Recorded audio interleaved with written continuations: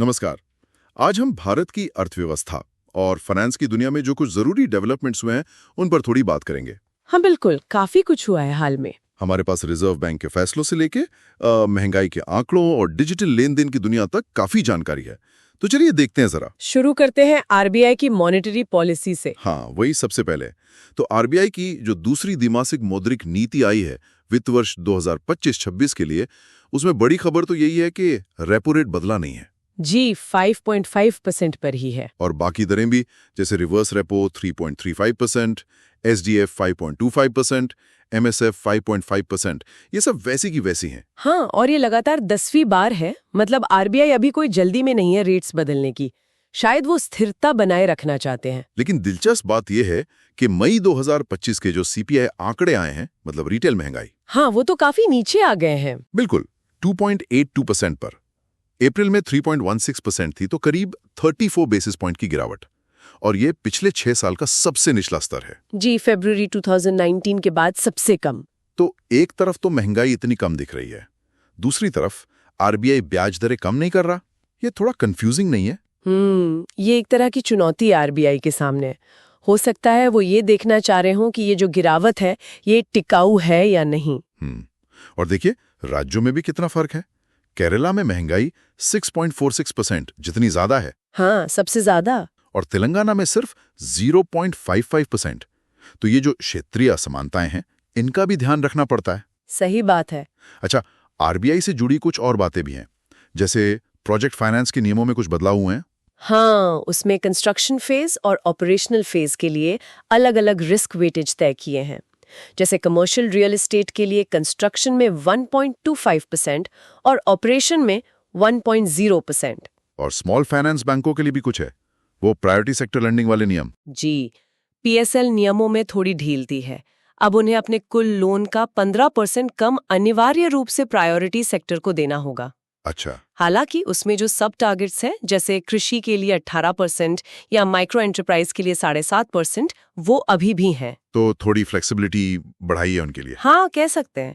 वैसे नियमों के पालन पर आरबीआई सख्त भी है। फिनो पेमेंट्स बैंक पर जुर्माना लगा है ना? हाँ, करीब 29.6 लाख का रेगुलेटरी नॉन कंप्लायंस के लिए। बिल्कुल। अच्छा, अब थोड़ा डिजिटल दुनिया की तरफ चलते हैं। वहां भी काफी हलचल है। साइबर सिक्योरिटी एक बड़ा मुद्दा बना हुआ है। जाहिर है, और इसीलिए एनपीसीआई और आईडीआरबीटी ने हाथ मिलाया है। एनपीसीआई यानी जो यूपीआई वगैरह देखता है? जी, और आईडीआरबीटी जो बैंकिंग टेक रिसर्च करता है। जी हाँ, दोनों मिलकर भारत के डिजिटल पेमेंट इकोसिस्टम में साइबर सुरक्षा को मजबूत करेंगे। ये बहुत जरूरी कदम है, क्योंकि ऑनलाइन फ्रॉड वगैरह का खतरा बढ़ रहा है। सही कहा। और इसी से मिलती जुलती एक और पहल है, ट्राई वाली। हाँ, ट्राई ने आरबीआई और बैंकों के साथ मिलकर एक पायलट प्रोजेक्ट शुरू किया है डिजिटल सहमति प्रबंधन का। मतलब वो अनचाहे कॉल्स और मैसेज रोकने के लिए। बिल्कुल, ताकि आपकी सहमति के बिना कोई प्रमोशनल मैसेज या कॉल न आए। ये तो बहुत अच्छा कदम है। अच्छा, और पेमेंट को आसान बनाने के लिए भी नए प्रोडक्ट्स आ रहे हैं। हाँ, जैसे जुपिटर ने सीएसबी बैंक के साथ और स्केपिया ने फेडरल बैंक के साथ मिलकर रुपे क्रेडिट कार्ड लॉन्च किए हैं। और इनमें खास क्या है? इनमें यूपीआई इंटीग्रेशन है। मतलब आप क्रेडिट कार्ड को सीधे यूपीआई से लिंक करके पेमेंट कर सकते हैं। अरे वाह, यानी क्रेडिट कार्ड का इस्तेमाल भी अब यूपीआई जैसा आसान हो जाएगा। हाँ, ये ग्राहकों के लिए काफी सुविधाजनक रहेगा और डिजिटल पेमेंट्स को और बढ़ावा मिलेगा। बिल्कुल। अब जरा कुछ कॉर्पोरेट और बैंकिंग जगत की नियुक्तियों पर नजर डाल लेते हैं। हाँ, कुछ अहम नाम है। प्रलय मंडल, वो सीएसबी बैंक के एमडी और सीईओ बने रहेंगे, उनकी फिर से नियुक्ति हुई है। जी, और यस बैंक के एमडी और सीईओ प्रशांत कुमार का कार्यकाल 6 महीने बढ़ा दिया गया है। ये तो हुई लीडरशिप कंटिन्यूटी की बात। एक और बहुत महत्वपूर्ण नियुक्ति हुई है अनुराधा ठाकुर की। हाँ, वो आर्थिक मामलों के विभाग यानी डिपार्टमेंट ऑफ इकोनॉमिक अफेयर्स की पहली महिला सचिव बनी है। ये वाकई बड़ी खबर है। बिल्कुल, संस्थानों में निरंतरता तो जरूरी है ही, और ये नियुक्ति लैंगिक समानता के लिहाज से भी एक पॉजिटिव साइन है। अच्छा, कुछ और कॉर्पोरेट डील्स पे भी नजर डाल लेते हैं। वेदांता एल्यूमिनियम और सेंट्रल बैंक ऑफ इंडिया के बीच एक एमओयू हुआ है। हाँ, ये एमएसएमईज मतलब छोटे और मझोले उद्योगों को फाइनेंसिंग में मदद करने के लिए है। वेदांता के सप्लाई चेन पार्टनर्स को सीबीआई से लोन मिलने में आसानी होगी। ये तो एमएसएमई सेक्टर के लिए अच्छी खबर है। जी, और एक बड़ा अधिग्रहण भी हो रहा है। यूआरजीओ कैपिटल प्रोफेक्टिस कैपिटल को खरीद रही है, करीब 1400 करोड़ रुपए में। हाँ, ये दिखाता है कि फाइनेंस सेक्टर में कंसोलिडेशन हो रहा है। और L&T ने कुछ खास बॉन्ड लिस्ट किया है।